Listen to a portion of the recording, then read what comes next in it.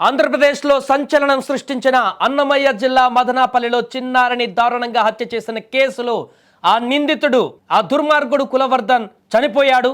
Yes, మీరు వింటుంది నిజమే. నిన్నటి నుంచి రాష్ట్ర వ్యాప్తంగా కట్టలు తెంచుకునేటువంటి ఆగ్రహంతో ఆ వ్యక్తిని బయటికి వదిలిపెట్టండి, తన అంతు చూస్తామంటూ అక్కడ చిన్నారిని చంపిన తర్వాత అక్కడి బంధువులు, చిన్నారి బంధువులు, స్థానికులందరూ అక్కడ పట్టుబట్టినటువంటి సంగతి మనకు తెలిసిందే. కానీ ఊహించని విధంగా ఇప్పుడు ఆ కులవర్ధనే బలవన్మరణం చేసుకున్నాడు, తనకు తాను చనిపోయాడు. కురబలకోట మండలం కనసానివారిపల్లి దగ్గర చెరువులో ఈ యొక్క నిందితుడు మృతదేహాన్ని గుర్తించారు. వెంటనే ముదివేడు పోలీసుల ఘటనా స్థలానికి చేరుకున్నారు. నిందితుడు కులవర్ధన్ చెరువులో దూకి ఆత్మహత్య చేసుకున్నట్లుగా పోలీసులు అనుమానిస్తున్నారు. పూర్తిగా నిన్నటి నుంచి చూస్తున్నాం. ఈ కేసుకు సంబంధించి రాష్ట్ర వ్యాప్తంగా సంచలనంగా మారింది.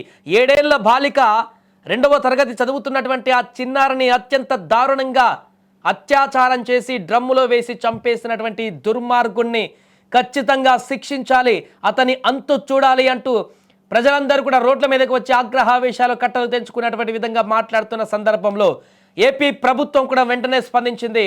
అతనికి ఖచ్చితంగా శిక్ష పడుతుందంటూ కూడా వెల్లడించారు. ఖచ్చితంగా మీకు మేము భరోసాగా ఉంటామంటూ ఆంధ్రప్రదేశ్ హోంమంత్రి కానీ మిగతా మంత్రులు కానీ అక్కడ ఆ చనిపోయినటువంటి పాప కుటుంబ సభ్యులతో కూడా మాట్లాడడం జరిగింది.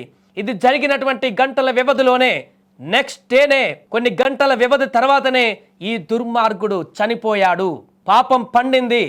ఆ పసి బాలికను ఎంత దారుణంగా హింసించి హత్య చేసి పైశాచిక ఆనందాన్ని పొందాడో ఈ దుర్మార్గుడు పాపం పండింది. తను ఈ లోకం నుంచి పూర్తిగా వెలివేయబడ్డాడు, చనిపోయాడు. ఈ లోకంలో నుంచి ఇక లేడు, ఆత్మహత్య చేసుకున్నాడంటూ ప్రాథమికంగా మనకు తెలుస్తుంది.